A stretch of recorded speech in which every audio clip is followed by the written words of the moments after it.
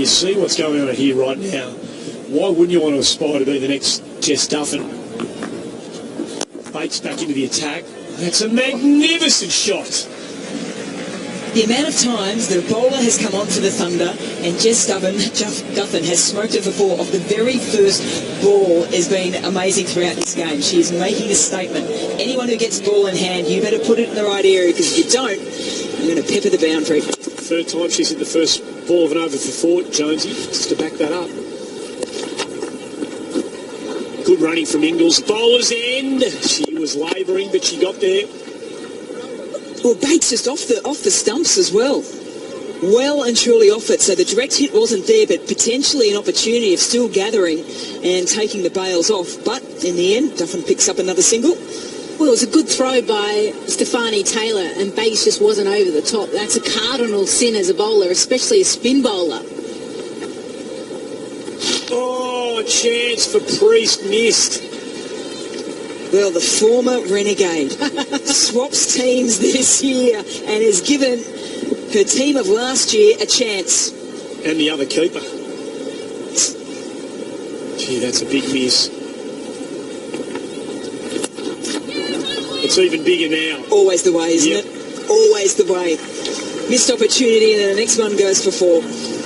So 9 runs from the first 4 balls of this over, and they haven't had to do anything terribly spectacular. They got a bit lucky with the missed stumping. Fortuitous outside edge.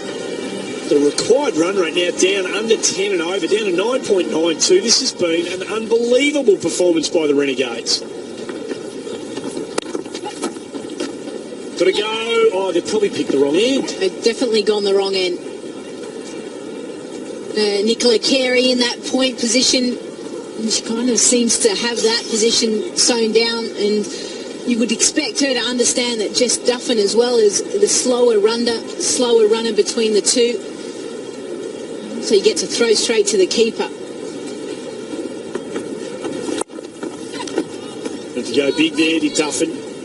Finishes the 16th over with a single, 11 off. It just keeps ticking over here, 2 for 160. What a game we have on our hands here. 41 required from 24 balls. That's unbelievably doable. And we're going to get a follow-up to this later on tonight with the traditional rivals, the Stars and the Sixers, the defending champion taking on a team who thinks that there's always a chance of winning championships, either the men or the women.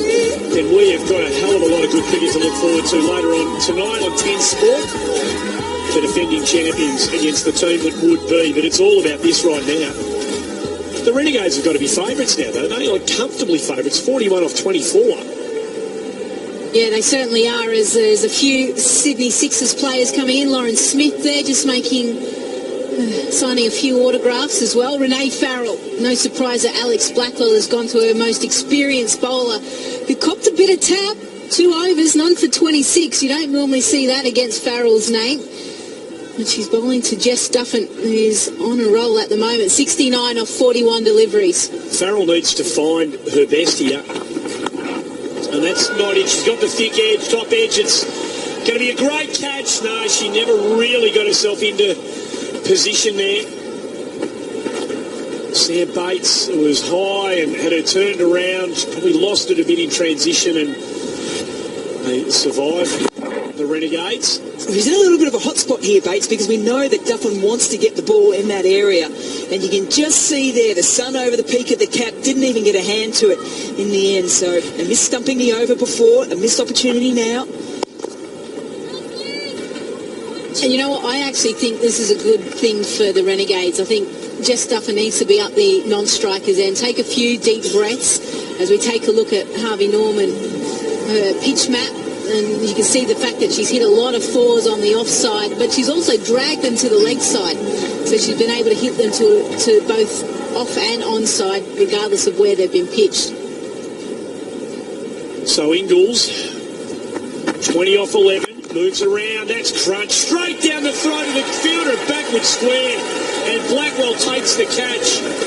Couldn't have picked her out any cleaner, Emma Ingles. And a very timely breakthrough for the Thunder. Well, she is absolutely smoked this gives them Eagles. Hit it perfectly well, except for the fact she forgot the skipper was out there. Alex Blackwell with the safest pair of hands going around. She takes it comfortably. The Thunder, they needed that wicket big time. Eagles goes for 20. The Renegades 3 for 163. With Jess Duffin at the other end, 72 off 43. No time to waste.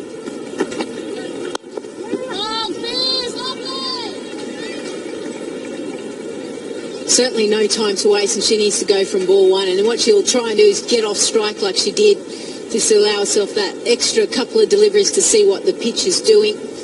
Meanwhile, Jess Duffin, we saw it in Sydney Thunder's innings, both Rachel Haynes and Naomi Stalenberg going back to back. The Renegades, they cannot afford to lose Jess Duffin right now.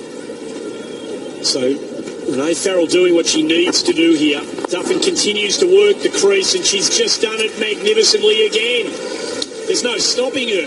Well, so much of her innings has been about power shots. On this occasion, though, she's gone with placement over power. The ground we've mentioned runs so well here at North Sydney.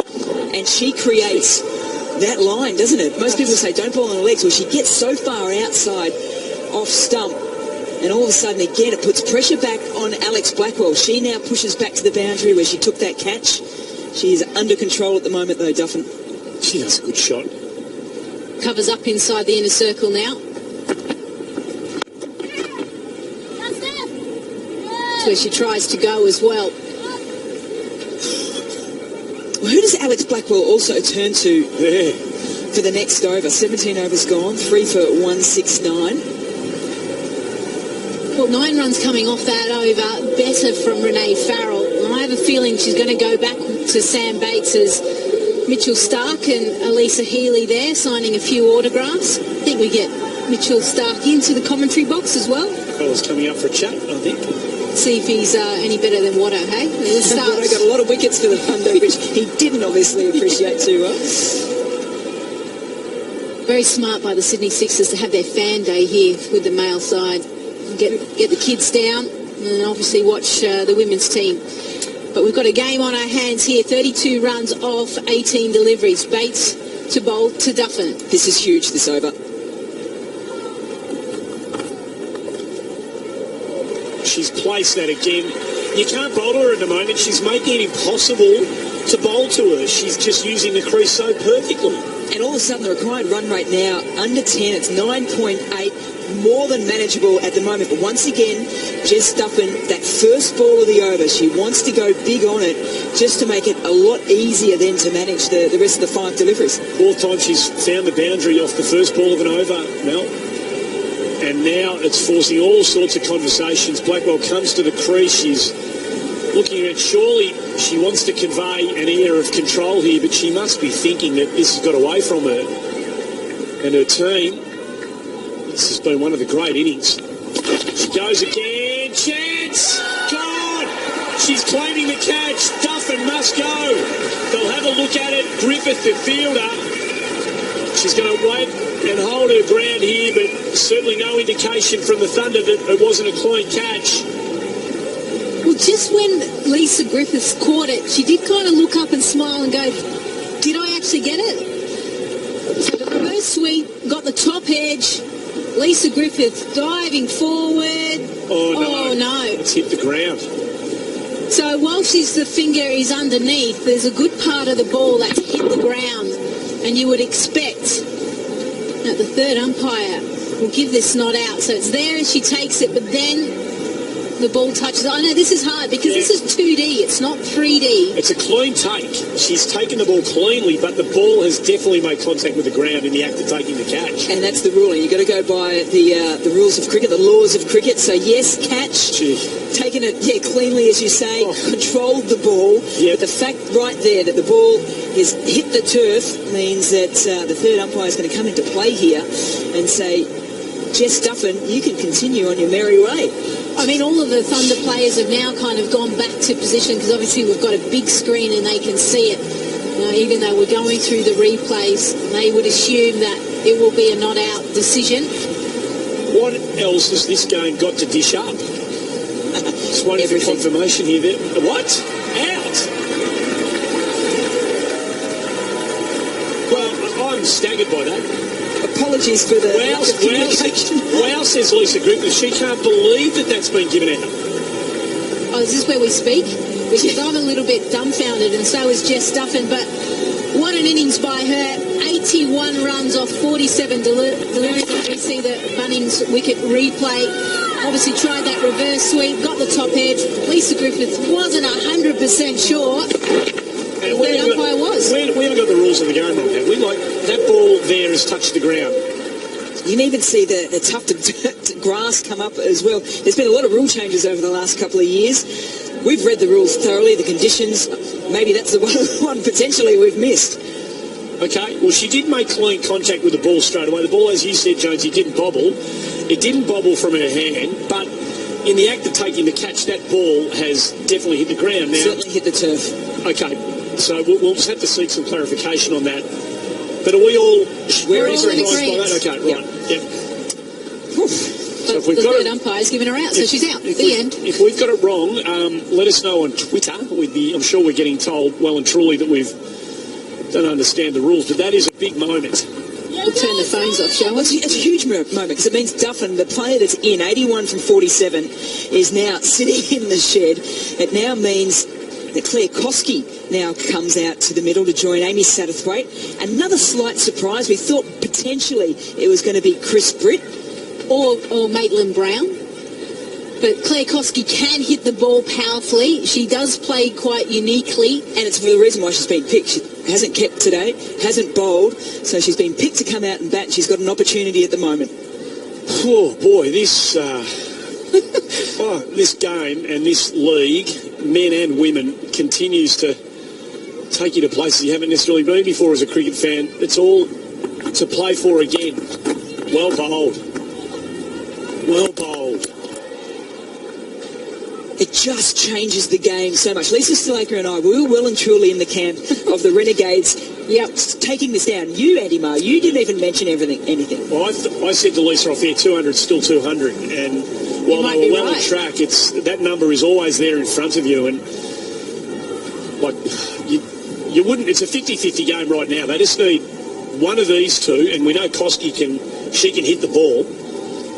With Chris Britt and Maitland Brown still to come as well. Yep. Maitland Brown, a strike rate of 124, I think it was, last season. Loves this ground too. Hit 30 of 15 against the Sixers. Yeah. Well, dot balls are huge. We know that now. Every dot ball that the Thunder can produce is massive. Waiting on the decision, not out. And they creep through. And we'll go back to that in a moment. We'll go back to that Rachel Haynes piece of team fielding out with Naomi Stalenberg. And we said at the time how important those 2 runs that were saved might be. We'll replay that for you right now. Here it is. So Stalenberg, that's going to cross the boundary. Brilliant work from Haynes.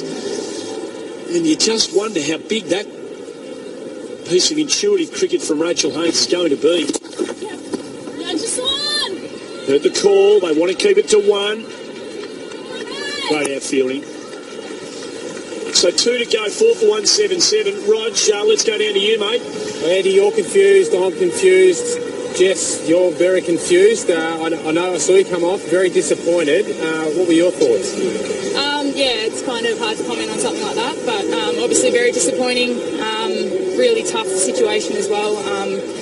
Umpires, I suppose, are out there for a reason, and they sent it upstairs, so that's pretty much as it stands.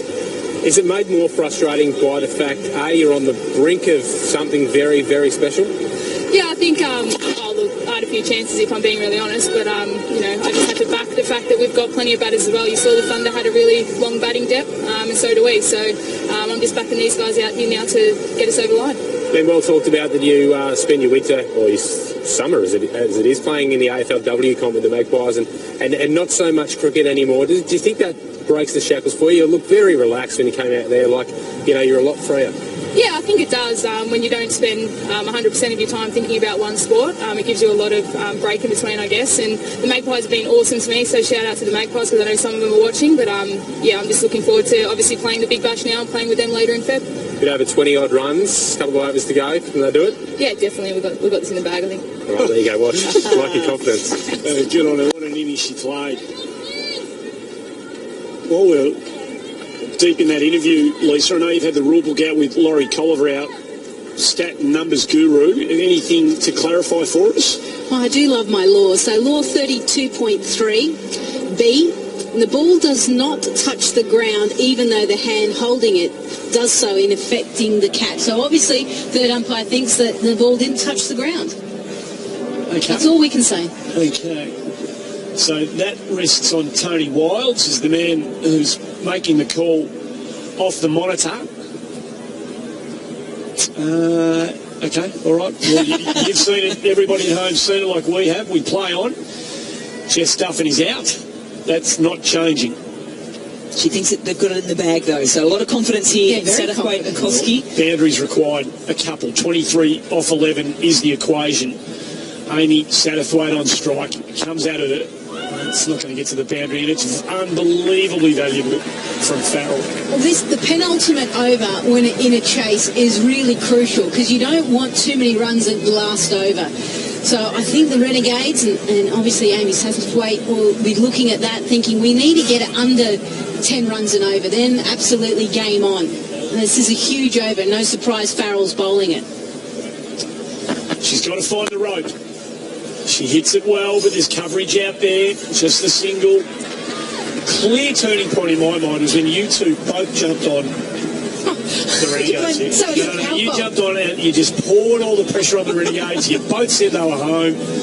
I'm putting this squarely on you two. See, there's a bus and he's just put us right in front of it. Game's not over yet. Hey, I think most people would have been of the view that you two shared, but they were going so well. There it is, 22 off 9. Koski can hit it. She's thumped that ball. That's what they needed. The shackle's broken. You might still be right here too. You're going on as if the Thunder have already won it, but you've got players out in the middle who can do something like this. Koski sits deep in her crease, wants the length ball, doesn't get it, gets the full toss and says, well, that's even better. I will clear the picket fence here at North Sydney. I will get the Renegades back in this run chase and just quieten Andy Martin out a little bit. Well, I think it's also really crucial that Claire Koski, the right-hander, faces all the deliveries because she's hitting to the shortest side. And then Satterthwaite, the last over, needs to face the balls as well. Oh, knocked her over Farrell. Just kept it simple like Jonesy's been saying all day. Plays across the line, misses, and Farrell hits. Koski goes. On this pitch, you've got to keep it simple as a bowler. You can't try too many fancy things because then if you get it wrong, you're going to go the distance. On this occasion, Renee Farrell uses all her wealth of experience, says let's just keep it full and straight. If you miss Claire Koski, well, I'm going to benefit, as you can see there on the Bunnings Warehouse replay. Oh, so 7 left, 16 required. New batter at the wicket. Chris Bridd, the player. Wealth of experience. Satterthwaite up the other end. Wealth of experience. Can they get their team over the line and break what an hour and a bit ago was a record score set in the WBBL? Chasing it down was always going to be improbable, but they've got right to the edge. Can they do it? Well, Chris can, can't they? I still think they can. Obviously, this ball is going to be crucial. If Chris Britt can find a boundary, it certainly helped. Whereas Thunder, if they can find a wicket or a dot, be even better for them. Who bowls the last over? She gets enough bat on it, but just for one. So, Blackwell with a decision to make. 1 to come, 15 required. Does she go back to Sam Bates, who's gone for 33 from her previous 3? Stefani Taylor gets the call. Okay. You've got to go with experience, don't you? Yep. This is why she's one of the best T20 players in the world, one of the best one-day international players in the world, the captain of the West Indies, because with bat and ball, when needed, she can put the hand up. So she's gone for 27 from her 3 thus far, picked up the 1 wicket. Economy rate coming into this over of 9. That'll be good enough to get the job done for the Thunder. Britt surely thinking go big off the first ball here. Got to go big early. So where will she be looking to hit it, girls? What's she got? Chris Britt is the kind of player that does like to get down on the knee, get the bottom hand into the shot. So they're going to get protection now, as we can see. Griffiths going out to deep square. We've got deep mid-wicket. Britt, I think, would like to go past fine leg, short fine. Here we go. She goes straight down the ground. There's coverage down there at long off. And just the one. Good start. Right. Now, Brit off strike. It brings the left-hander in, Amy Satterthwaite, onto strike. So there's going to be movement all across the ground here. Alex Blackwell is just going to take a little bit of time here to make sure that she, number one, understands where Stefani Taylor wants to bowl the ball, and secondly, where she matches the field. Lisa Griffiths is going from deep square leg to deep square leg at the moment.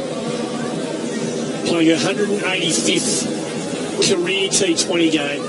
She's made 3,000, nearly 800 runs at a strike rate of 99. She needs to find another gear now, Amy Satterthwaite. Has she got the power? She's got the time. She's got the timing. Okay. So all she needs to do, and we know North Sydney Oval, it runs really well. She's just got to find her gap and go for it. So they're having a very straight field on the offside. Rachel Haynes is deep. Straight doesn't time it. Pressure builds. Brit wanted to come back. Well, and it's smart. It is, but it's also quite poor there from Amy Satterthwaite. She just jogged that first over. You want to put pressure on the outfielders as much as possible. They fumble, you're back straight away. 13 from 4. It's pretty straightforward now. Chris Britt needs to find the rope. 2 sixes, super over. Stefani Taylor needs to land it. Why not? She tries to get it fine. She can't beat that short fine leg. Oh, the premeditated shot too, isn't it? So she wanted to play that shot, then got the full toss, but already was in a position where she couldn't then just stand and deliver, and that really was the ball that she wanted to pummel over deep mid-wicket. But a great fight back here from the Thunder, only 16 off the last 13 balls. That's great bowling. It's happened before. Amy Satterthwaite was actually bowling. Yeah. To Jess Cameron. 12 runs required from 2 balls. Down in Hobart. Hit a 6 off this next ball to Jess Cameron, when she was Cameron, not Duffin. Then Amy Satterthwaite bowled a no ball. And then Jess Cameron hit a boundary, and then they got a single off the last ball. That was last year. Can they do it again? It can happen. We've seen it before in WBBL. Well, it's been one of those sort of games, you wouldn't put anything past it. Not now. The gold crowd goes up in one. A very parochial Sydney crowd, obviously, for the Thunder. So bowl of wide or a no ball. She's handled the pressure well, Stefani Taylor. And, that is an amazing catch to finish it from Harmonpreet Kaur. That is one of the great catches. Coming off the long line, had to dive forward, hard ball flat at her. How good was that catch? Well, how good was the game? As we look at the Bunnings wicket replay, Satterthwaite trying to go for the boundary. Great awareness by Kaur to come on in. You can see that she's got a strap finger as well. No problems for her. She takes the catch comfortably. Taylor manages to bowl the last over exceptionally well.